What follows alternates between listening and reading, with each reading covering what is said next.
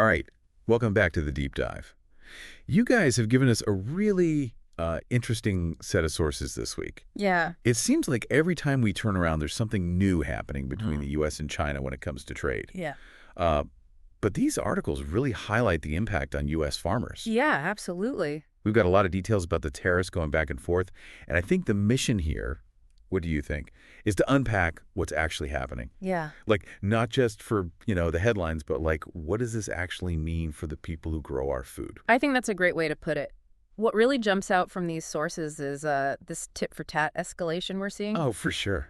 China just slapped a 15% tariff on a bunch of key U.S. farm products, right? Yeah. We're talking chicken, pork, soybeans, beef. Huge exports for the U.S. This is a pretty big counterpunch. Yeah.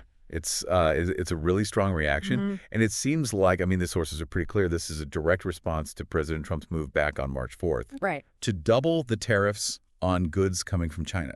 Up to 20%. Exactly. And it's like this chain reaction that you can't help but notice. You can't miss it, yeah. One thing that I thought was interesting, though, and, obviously this is a developing situation as we're recording this. Yeah. But the Commerce Ministry in China said, okay, anything that's already on a boat, anything already in transit, we're going to give it a pass until April 12th. Right.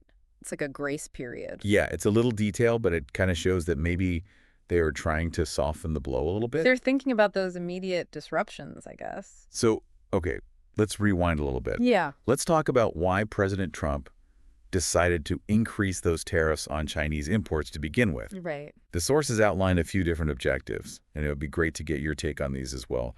First one, pretty straightforward, boosting revenue for the U.S. Treasury. Classic tariff argument. Yeah, bring in some extra cash. And then there's protecting American industries. Yeah, the Buy American idea. Buy American, exactly. But then it gets a little more complicated. There's this idea of using tariffs as leverage. Yeah, like a bargaining chip. Yeah, to pressure other countries on things like, immigration, even drug trafficking. It's a pretty multifaceted strategy. Yeah, it is. So the question is, are these goals actually being met? Right. Do the sources give any evidence to support that these tariffs are actually working the way they're supposed to? Some sources suggest that while the idea of raising revenue through tariffs sounds good on paper, in reality, things are a bit more complex. Okay. When you make imported goods more expensive with tariffs, that cost often gets passed on to consumers. Right. So people might end up paying more for things, and if they buy less, those revenue gains from tariffs could be wiped out. So it's almost like a wash. Potentially, yeah. Okay. And when it comes to protecting American industries, some economists argue that it might help in the short term. Right. But in the long run, it could actually make those industries less competitive globally. Well, if they're shielded from competition from abroad, there's less incentive for them to innovate, to become more efficient. Yeah, if you're not really competing, why bother? Exactly. You're not pushed to improve as much. So it's like a kind of a double-edged sword. Yeah, I think that's a good way to put it. So, okay, beyond these tariffs that we were just talking about, the U.S. has a few other tariff-related moves that are coming up. Yeah, there are some other things on the horizon. For example, they're talking about removing the exemptions on the 25% steel tariffs that were put in place in 2018. So if I'm getting this right, that's basically raising the price of imported steel again. Effectively, yes. It's like a tax hike on imported steel. And on top of that, there's this proposed increase in the aluminum levy. Right, from 10% to 25%. So all of this together really points to a direction of, relying more heavily on tariffs. Yeah, it seems to be the trend. And then things got even more interesting with all those announcements about Canada and Mexico, then delays back and forth. It created a lot of uncertainty, didn't it? Absolutely. And this unpredictability has a huge impact on businesses.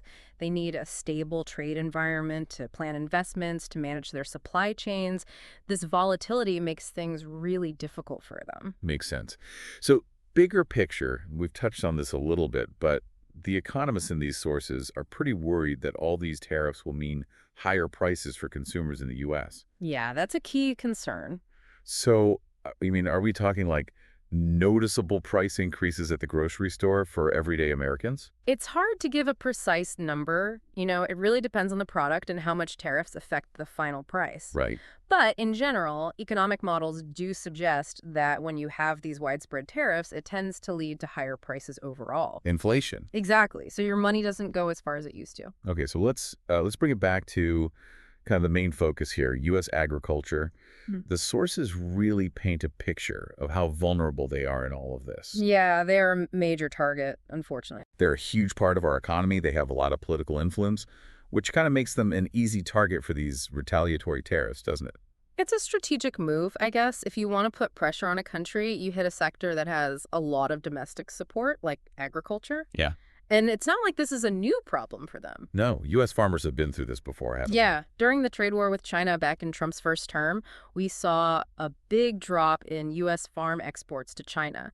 Things did pick up after that January 2020 truce. Yeah? China made a commitment to buy more U.S. farm products. In fact, there was a huge peak in exports in 2022. We're talking $38 billion. Wow. But that didn't last, right? Unfortunately not. The numbers went down to $29 billion in 2023 and then dropped even further to $25 billion last year. And the real kicker is that USDA report showing a 56% year-over-year drop in exports to China just this January. 56% in 1 month. That's a huge hit. What does that mean for farmers right now? Well, most likely it translates to less income, difficulty selling their products, and just a ton of uncertainty about the future. It's tough. It is. And the sources remind us that back during those earlier trade battles, the U.S. government had to step in with billions of dollars in aid for farmers who were losing money. Right, taxpayer money being used to offset those lost exports. So this isn't just about farmers, it's about the whole U.S. economy. Absolutely. We're all connected. If you look at the bigger picture, it's the same cycle repeating itself. One country takes action, the other retaliates, and then U.S. agriculture ends up bearing a huge part of the burden. It makes you wonder if this is really sustainable in the long run. Exactly. So bringing it back to you, the listener, the big takeaway from all of this is that these trade tensions between the U.S. and China are a continuation of a pattern. Yeah. They have real consequences, especially for American farmers. It just goes to show how interconnected the global economy is. Absolutely. Decisions made on the international stage can have a huge impact on people here in the U.S. It makes you think, looking at the history of these actions, how they affect U.S. agriculture, the whole economy, really. What are the long-term strategic options for the U.S.? What about for our relationship with China when it comes to trade? Is there a different way to approach this? Something more sustainable, something that's better for everyone involved? These are the questions we need to be asking ourselves as the situation continues to unfold. Absolutely. Food for thought. Thanks for joining us on The Deep Dive. We'll see you next time.